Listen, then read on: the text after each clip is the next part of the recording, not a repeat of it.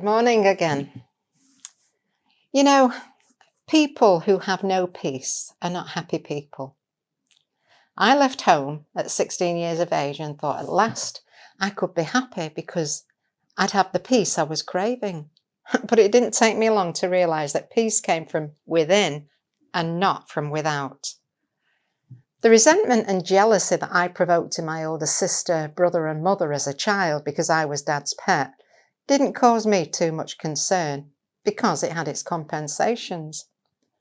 But when I reached the age of 6, my younger sister was born and she stole all Dad's affection. She was so innocent and vulnerable, and by this time I'd become a cheeky little brat. No one had time for me at home anymore. Even Dad regarded me as too outspoken. Mum, my brother and sister considered me spoiled and a real pest. So consequently, I was out of the house as much as possible and did my utmost to be accepted into other people's families. The chores that I found so irksome to do when forced at home were things that I delighted to do in other people's houses because I knew that my neatness and cleanliness would earn me praise and recognition. Unfortunately, the chip on my shoulder and my resentment were growing every day and couldn't be missed in my attitude. So parents would often end up telling their kids to keep away from me because they thought I'd be a bad influence on them. I got this treatment a lot from family, friends, and teachers alike. It hurt as a youngster, and I'd spend hours going for lonely walks with the family dog to sit in the woods or fields where I'd cry away my frustration and pain. This was the way I always cried. I never used to let people know how their reactions or words affected me. I didn't want them to think that I was weak. My exterior told everyone that I was brash, rebellious and hard, but inside I was really sore and I just wanted someone to love and understand me. Our dog was a great comfort. She didn't utter a word, she'd just sit beside me and lick away the tears that fell down my cheeks. When my crying was all done, there were no tears left in me, I'd gird up my mind telling myself that I didn't care and go back home to battle once more. If my troubles had only been emotional, that would have been bad enough, but Dad had been a boxer in the army, so there was physical violence to contend with as well. And on some occasions, the police would intervene, and sometimes there'd be a hospital admittance. I'd run away from home or be thrown out of the house by my parents on numerous occasions. But at the age of 16, when my parents finally gave their written consent for me to leave the nest, I'm sure their relief was as great as mine. I'd been going to my church since I was 9 years old, but I was 15 when I became involved in church activities. And on hindsight, I'm so grateful that God prepared me to be on my own at the age of 16. Because if I hadn't been so involved in these church activities, with my attitude, I don't know where I'd have ended up. All I knew when I left home was that I had a 2-roomed furnished flat and more freedom than I'd ever known before. I was now the only one ruling my life. There were no parents or teachers telling me what to do. On one hand, I felt incredibly excited at the prospect of all this freedom. Yet, on the other hand, I felt very vulnerable indeed. I'd suddenly been landed with responsibilities that I'd never known anything about, like paying rent and bills. But there and then, I made my decision that even if I starved, I'd never go back home. For quite a while, everything seemed to be going well. Gradually, I began to let down my defence and relax. And this probably allowed my subconscious to take over because I began to be troubled with nightmares. Night after night, I'd wake up screaming and sobbing and sweating, reliving in my dreams some of the traumatic experiences I'd passed through. These nightmares were very painful and horrible, and I prayed earnestly to God that I'd be freed from them, but week after week, they continued until I got to the stage where I was really frightened to go to bed at night. My appearance began to suffer because of my sleepless nights. I had huge bags under my eyes. At the end of one music practice evening, Morris, he was just the leader of the music group back then, he asked me why I was looking so ill.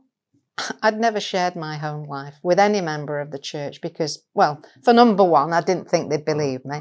And for number two, I thought they'd probably think I'd brought everything on myself. So I kept quiet and became very suspicious, thinking that every family in the church was just the same as ours. For 18 months prior to these nightmares, I'd spent a lot of time in the office at my pastor's house, as I was the church secretary, and he'd done his utmost to make me feel at home.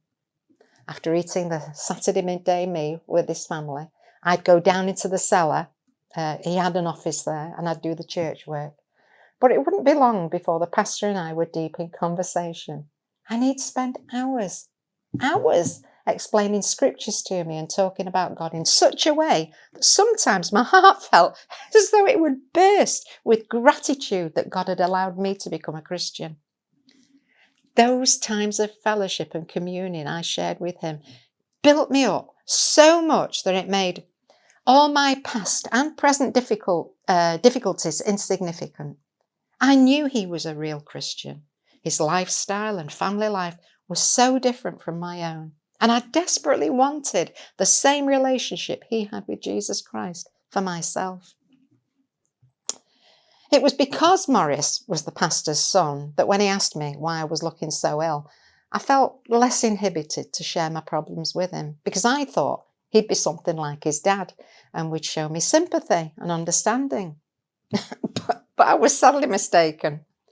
After sharing my nightmares with him, Morris looked me square in the face and quoted scripture saying, "If a man says he loves God and hates his brother, that man is a liar." And then he went on to say that it was obvious from my attitude that I had a real problem with hatred and unforgiveness. And if I wanted to be a Christian, then I had to make a decision to forgive. After all, that's what Christianity is all about. Then he quoted the Lord's Prayer to me. "Forgive us our trespasses as we forgive those who trespass against them." Saying that Jesus then added, "If you don't forgive men their trespasses,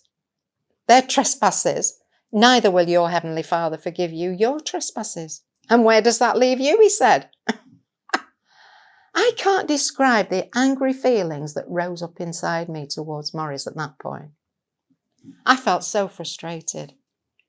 I knew he had no conception of the sort of background I'd come from. I'd only been with his family a very short time, but I knew they behaved in a completely different way to mine. So it was impossible for him to understand where I was coming from.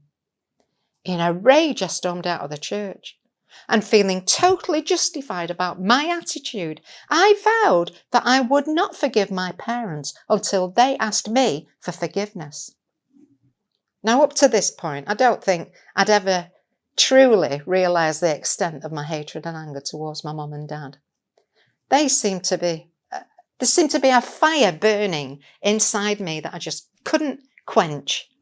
The nightmares continued, and that burning sensation continued, and I had no peace because I knew that what Morris had said was the truth, and God wouldn't let me get away from the fact that I had a responsibility towards my own salvation. I remember sitting down one night in my flat and rationally thinking over this whole situation. I'd left home now for some time. When I was still living with my parents, my sarcasm and my vicious actions used to hurt them a lot. And I got a great deal of satisfaction from that. But now that I'd left home, any murderous thoughts and feelings that I had towards my parents were no longer affecting them. In fact, my hatred and my bitterness was hurting no one but me. I despised the idea of eating humble pie, but I really did want to be a true Christian. In my short lifetime, I'd witnessed the genuine and the false, and I knew which I wanted. It took a great deal of effort, but eventually I prayed that God would heal me and that he'd take away this hatred. I couldn't ask for my hatred to be replaced with love, but I did ask that God would do a miracle and change me. Well, the nightmares stopped immediately. And each night I'd pray through gritted teeth that God would heal me and take away the hatred and change my attitude towards them. God had an awful lot to do to soften me up inside, because I only understood situations from my point of view. God had to show me that other people had backgrounds too. Every one of us has a story to tell. He began to remind me of experiences my parents had been forced to pass through whilst growing up. When my parents had mentioned things in the past, I'd ignored what they had to say, thinking that was their problem and nothing to do with me. But now that God was bringing up those memories, I realised that everyone is a product of their environment. And God gradually gave me understanding for my parents. From the bottom of my heart, I finally forgave them for the things that had gone on in my past, and my prayers began to change. I no longer asked God to take away the hatred and change my attitude towards them. My prayer actually changed to, Lord, please bless my parents and show them the kindness that you've shown me. When I began to pray this prayer, in all honesty, I really did feel the peace of God flowing in my heart. And even though for many years there was no communication from my parents to me, I could still pray in all sincerity that God would bless them. During my time of estrangement from my parents, I heard my pastor preach a sermon which really helped me come to terms with this situation. He was preaching about prophecy. He said that the wonderful thing about prophecy was that it kept on being fulfilled over and over again. It wasn't necessarily just for one specific period. He talked about Jacob and Esau, saying how the word that God had given to his mother when she was pregnant told of a struggle going on between the babies in her womb. But the struggle didn't end there. The prophecy was fulfilled over and over again, not only during the lives of Jacob and Esau, but the battle's still going on today. He said that our lives were prophetic. He looked at other people in the Bible as illustrations, and it was very clear that his revelation was true. So, encouraged by what I'd heard, I took a look at my own life. I remembered my mum telling me that the umbilical cord had been wrapped round my neck and the midwives had cut the cord to prevent me being strangled. A natural birth would have killed me. Someone had to intervene. But the problem was that when I was cut free, my mum's womb was accidentally cut also, which caused her awful complications. Her womb turned septic, she suffered a prolapse and had fibroids. She underwent 3 major operations to no avail, and she was under specialists at the hospital who could do nothing for her. My mum was in constant pain, and her womb was unable to hold pregnancies. In fact, on one occasion, a partially formed baby actually dropped from her body, and she put it in a little pot to show her doctor. When I was 6 years old, Mum did manage to have another child who was born prematurely, but was in so much pain during the pregnancy, labour and birth that she feared having more children. When I was 9, Mum was again pregnant with her 5th child and was terrified of what was to come. Couldn't do anything about it back then. It was during this pregnancy that God stepped into her life. She and Dad became Christians, and God miraculously healed her. She gave birth to my youngest sister, Faith, who weighed in at 9 pounds 3 ounces and was perfect in every way. Well, I started wondering what this could mean for me prophetically. It was necessary for me to be cut free from my mother at birth, otherwise she'd have unintentionally killed me. But my birth had forced Mum to endure years of physical pain.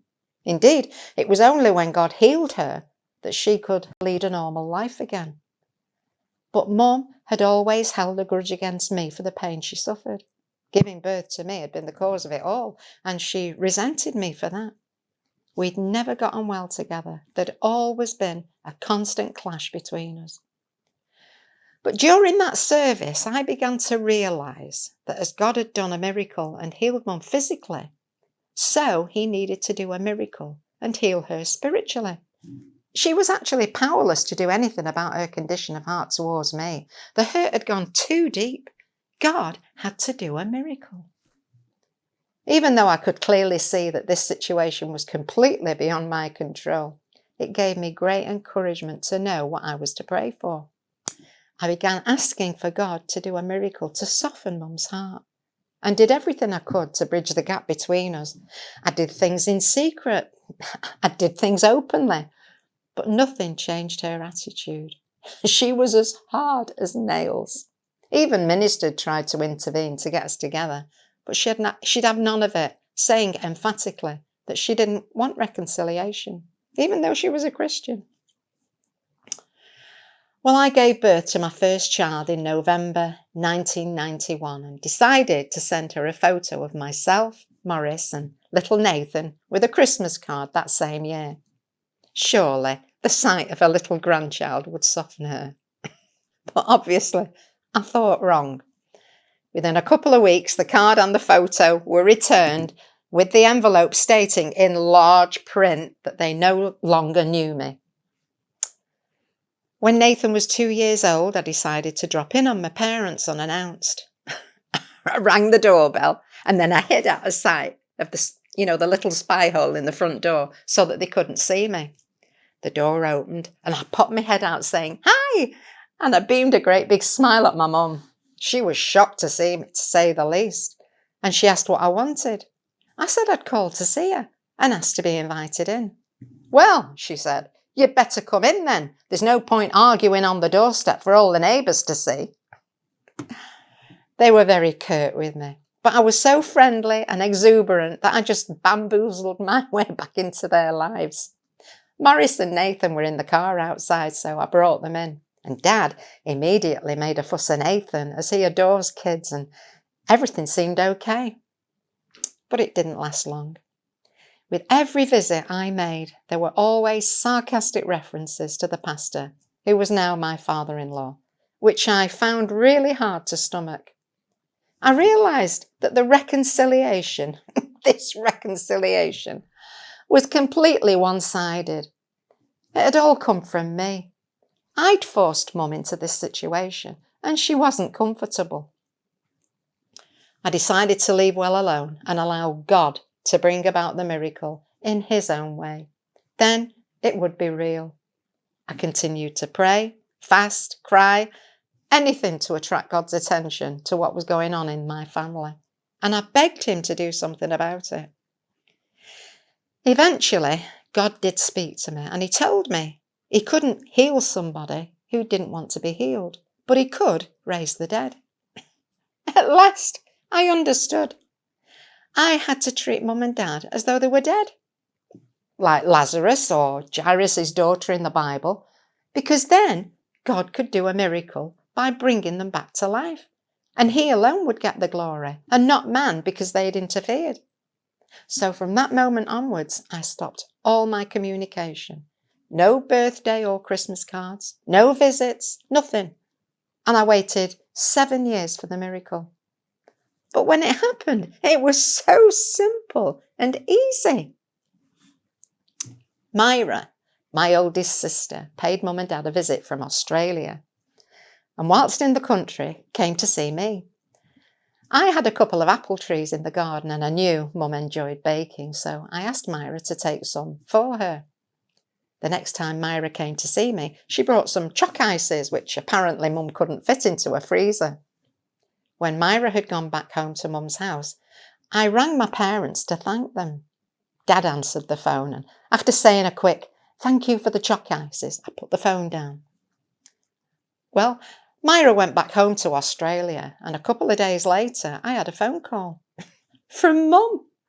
She wanted to thank me for the apples that I'd left on her doorstep.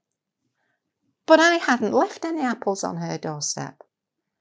I tried to tell her the truth, but before I could finish, she asked which buses she'd have to get to reach my house if she wanted to come round. I was shocked. "Don't be daft," I said. "If you wanted to come round, I'd pick you up in my car." "Well, which day's most convenient?" she asked. My head was spinning. She'd visited me once, at the most twice, since I'd left home at the age of 16. And at the time of this telephone call, I was 48 years old. I arranged a time to collect her and Dad and put the phone down, totally bemused. Well, sure enough, I brought them to my home, and it was as though they'd never been out of my life, except for the fact that there was now a complete attitude change. My mum was the one in control this time. She'd made the decision to make up with me, and she wasn't being forced. God had done a tremendous miracle.